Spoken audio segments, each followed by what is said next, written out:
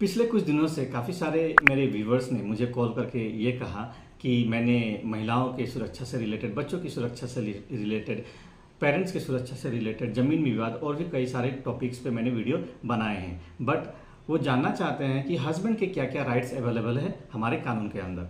तो मैं पहले ही बता दूं कि हस्बैंड के बहुत ज़्यादा राइट्स अवेलेबल नहीं हैं, कुछ एक राइट्स अवेलेबल है और उन्हीं राइट्स के बारे में आज हम बातें करेंगे। साथ ही साथ मैं ये भी कहना चाहूँगा कि कई सारे मेरे चाहने वाले व्यूवर्स ने मुझे पर्सनली कॉल किया और मुझे कहा कि मैं क्यों पिछले कुछ दिनों से रेगुलरली वीडियो अपलोड नहीं कर रहा हूँ, क्योंकि वो मेरे वीडियो को रेगुलरली देखते हैं, समझते हैं और उन्हें काफ़ी सारी जानकारी प्राप्त होती है।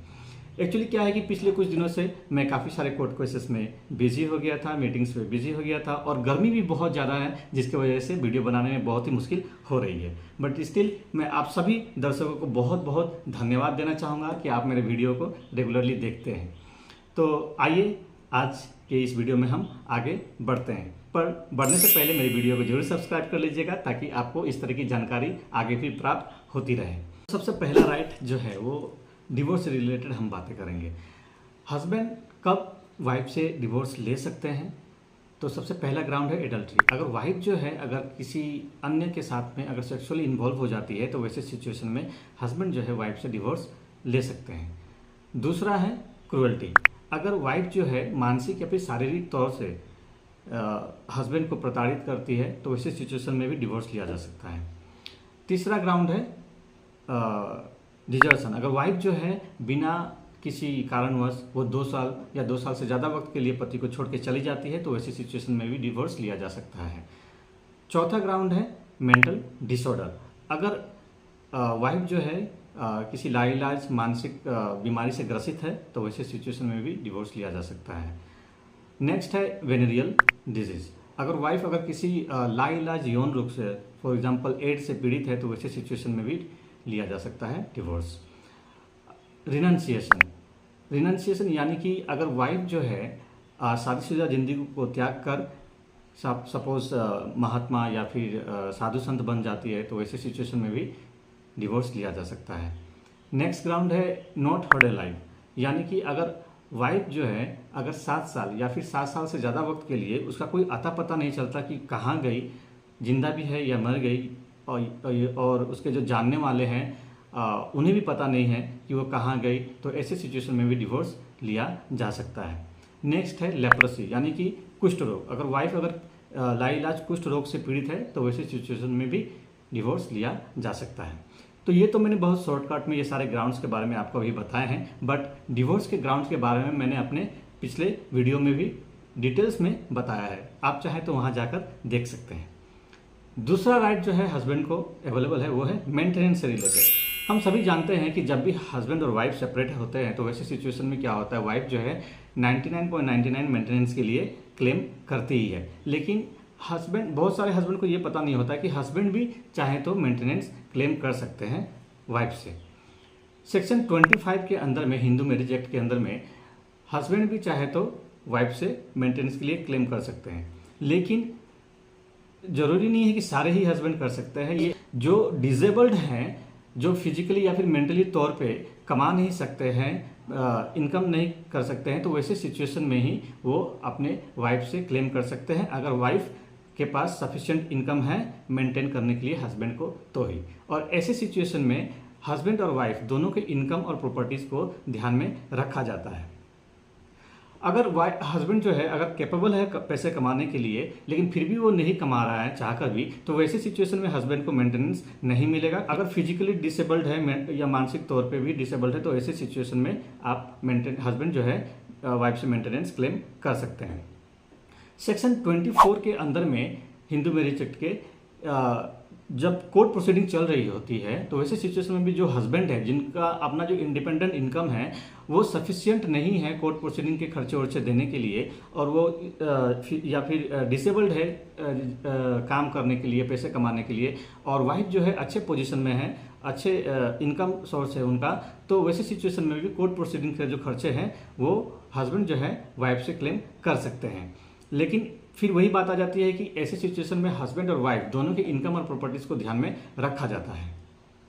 तो ये थे सारे मेंटेनेंस से रिलेटेड जो हस्बैंड क्लेम कर सकते हैं अपने वाइफ से। लेकिन जो डिसेबल्ड है फिजिकली तौर पे या फिर मानसिक तौर पे पैसे कमाने के लिए, अपने आप को मेंटेन करने के लिए, और वाइफ जो है अच्छे सिचुएशन में है, पैसे कमा रही है, उसका अच्छा इनकम सोर्स है, तो ही आप क्लेम कर सकते हैं। ज़्यादातर हम देखते हैं कि जब भी हस्बैंड और वाइफ अलग होते हैं तो वैसे सिचुएशन में क्या होता है कि वाइफ जो है वो मेंटेनेंस के पैसे के लिए क्लेम करती है हस्बैंड से। तब क्या होता है कि हस्बैंड के लिए ये जानना बेहद ज़रूरी हो जाता है कि कौन कौन से ग्राउंड हमारे कानून के अंदर में अवेलेबल है जिसके तहत हस्बैंड इनकार कर सकते हैं वाइफ को मेंटेनेंस के पैसे देने से। तो सबसे पहला ग्राउंड है एडल्ट्री। अगर महिला जो है अगर किसी अन्य के साथ में सेक्सुअली इन्वॉल्व हो जाती है तो ऐसे सिचुएशन में हस्बैंड जो है मेंटेनेंस देने से इनकार कर सकते हैं वाइफ को। दूसरा ग्राउंड ये है कि अगर वाइफ जो है अगर बिना किसी रीजन के, बिना किसी वजह के वो हस्बैंड को छोड़ के चली गई है और वो हस्बैंड के साथ नहीं रहना चाहती, तो ऐसे सिचुएशन में हस्बैंड जो है मेंटेनेंस देने से इनकार कर सकते हैं। तीसरा ग्राउंड ये है कि अगर दोनों जो हस्बैंड और वाइफ जो है वो म्यूचुअल अंडरस्टैंडिंग के साथ, म्यूचुअल कंसेंट के साथ में अगर सेपरेट हुए हैं तो वैसे सिचुएशन में भी हस्बैंड जो है वो इनकार कर सकते हैं मेंटेनेंस देने से वाइफ को। अब नेक्स्ट जो राइट्स अवेलेबल है वो बेसिकली डील करता है section 9 of Hindu marriage act, यानी कि रेस्टिट्यूशन ऑफ कॉन्जुगल राइट्स से रिलेटेड।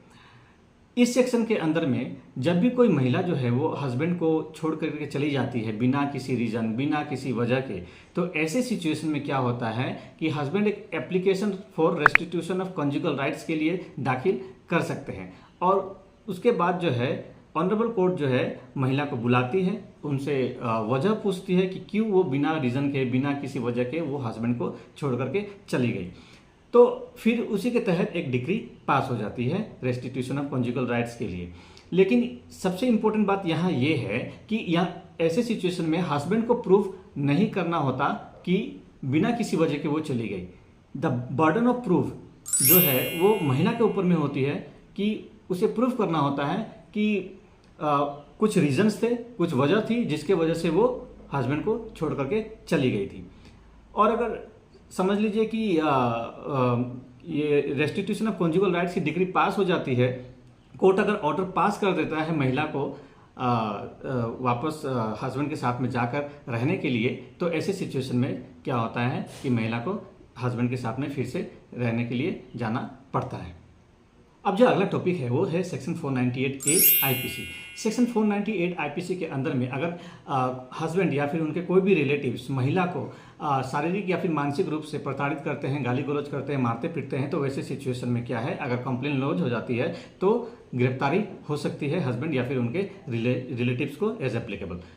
लेकिन ये जो बीते कुछ सालों में ये इस तरह के काफ़ी सारे फॉल्स केसेस रजिस्टर्ड हुए, और इसी वजह से क्या है कि ऑनरेबल सुप्रीम कोर्ट ने इस मामले को बहुत ही गंभीरता से लिया। और एक केस है जिसका नाम है Avnesh Kumar versus state of Bihar. इस केस में सुप्रीम कोर्ट ने ये कहा कि गिरफ्तारी अगर अननेसेसरी है तो ऐसे सिचुएशन में गिरफ्तारी नहीं होनी चाहिए, और किन किन सिचुएशन पे गिरफ्तारी हो सकती है उससे रिलेटेड उन्होंने अपना व्यूज प्रेजेंट किया। और उन्हीं चीज़ों को मद्देनजर रखते हुए एक चेकलिस्ट तैयार की गई जिसमें कुछ सवाल हैं, और उन सवालों को ध्यान में रखते हुए ही पुलिस जो होती है वो गिरफ्तारी करती है या फिर नहीं करती है।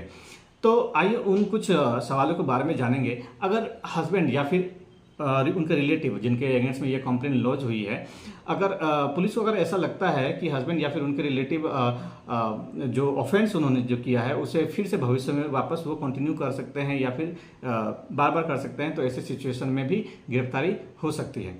अगर पुलिस को लगता है कि जो हस्बैंड है या फिर जो रिलेटिव है वो गिरफ्तारी अगर नहीं की गई तो वो जो एविडेंस है उसको डिस्ट्रॉय कर सकते हैं, एविडेंस के साथ एविडेंस को टेम्पर कर सकते हैं, तो ऐसे सिचुएशन में भी गिरफ्तारी हो सकती है। अगर पुलिस को लगता है कि अगर गिरफ्तारी नहीं की गई तो जो हस्बैंड है या फिर जो रिलेटिव्स है वो उनका अपीयरेंस जो है वो कोर्ट के सामने में करना बहुत ही मुश्किल हो जाएगा, वो भाग जाएंगे, वो प्रोड्यूस नहीं होंगे, तो वैसे सिचुएशन में इमीडिएट अरेस्ट हो सकती है। और अगर ये पुलिस को ये भी लगता है कि जो हस्बैंड या फिर जो रिलेटिव है वो जो वाइफ और उनके रिलेटिव्स को डरा सकते हैं, धमका सकते हैं, किसी भी तरह की क्षति पहुंचा सकते हैं, अगर गिरफ्तारी उनकी नहीं की गई तो ऐसे सिचुएशन में पुलिस जो है गिरफ्तारी कर सकती है। कई सारे और भी सिचुएशंस हैं, बट टाइम के अभाव में मैं ज़्यादा यहाँ एक्सप्लेन नहीं करूँगा। मैं अपने अगले वीडियो में इसके बारे में डिटेल में सेक्शन 498 के बारे में आपको बताऊँगा। अब सेक्शन 41A CRPC के अंदर में अगर मान लीजिए कि अगर पुलिस को ऐसा लगता है कि गिरफ्तारी जरूरी नहीं है, तो ऐसे सिचुएशन में सेक्शन 41A CRPC के अंदर में पुलिस जो है एक नोटिस ऑफ अपीयरेंस जो है वो हस्बैंड या फिर उन रिलेटिव जिनके अगेंस्ट में ये कंप्लेंट हुई है उनको ये दे सकते हैं और उन्हें अपने पास आने के लिए बोल सकते हैं। और उस नोटिस में कुछ टर्म्स होंगे और उन टर्म्स को हस्बैंड या फिर उनके रिलेटिव्स को मानना पड़ेगा, तभी गिरफ्तारी नहीं होगी। अगर हस्बैंड या फिर उनके रिलेटिव्स उन टर्म्स को वायलेट करते हैं, उसे नहीं मानते हैं, तो ऐसे सिचुएशन में फिर गिरफ्तारी हो जाएगी। तो ये तो कुछ चीज़ें थी कि कब गिरफ्तारी हो सकती है, कब गिरफ्तारी नहीं हो सकती है। और ये मामला जो है बहुत ही गंभीर रूप से उभर रहा है। और काफ़ी सारे फॉल्स केसेस जो है वो रजिस्टर्ड हो रहे हैं महिलाओं के द्वारा हस्बैंड के अगेंस्ट में, और इन्हीं सारी चीज़ों को मद्देनजर रखते हुए ऑनरेबल सुप्रीम कोर्ट ने इसे गंभीरता से लिया और अपना व्यू प्रेजेंट किया। एक बहुत ही लेटेस्ट और इम्पोर्टेंट जजमेंट पास हुआ है ऑनरेबल सुप्रीम कोर्ट के द्वारा 19 अप्रैल 2024 में, जिस केस का नाम है Pratik Bansal versus state of Rajasthan and another. इस केस में ऑनरेबल सुप्रीम कोर्ट ने 5 लाख रुपए का कॉस्ट लगाया है वाइफ के फादर के ऊपर में, क्योंकि उन्होंने फॉल्स कंप्लेंट कई सारी जगहों पे हस्बैंड के खिलाफ लगा दिए थे, जस्ट हस्बैंड को हैरेस करने के लिए।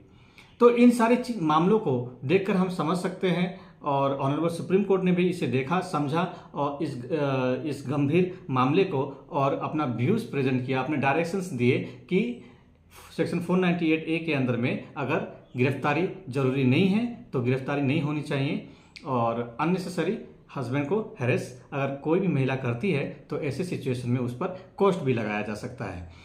तो इन सारी चीज़ों को ध्यान पे रखते हुए मैं यही सजेस्ट करूंगा कि जब भी सेक्शन 498A के अंदर में हस्बैंड या फिर उनके रिलेटिव्स के अगेंस्ट में कोई भी कंप्लेन लॉज होती है तो घबराए नहीं, बल्कि समझदारी और धैर्य से काम ले। आशा करता हूं कि आज के इस वीडियो में मैं हस्बैंड से रिलेटेड, हस्बैंड के फेवर में कौन कौन से लीगल पॉइंट ऑफ व्यू हो सकते हैं उससे रिलेटेड आपको जानकारी देने में मैं सफल रहा हूँगा। इस तरह की इंपॉर्टेंट जानकारियाँ आपको भविष्य में भी प्राप्त होती रहे, इसके लिए मेरे चैनल को लाइक, शेयर और सब्सक्राइब कर लीजिए। एक बार मैं फिर हाजिर होऊंगा एक नए वीडियो के साथ, एक नए टॉपिक के साथ। तब तक के लिए नमस्कार, स्वस्थ रहें, खुश रहें।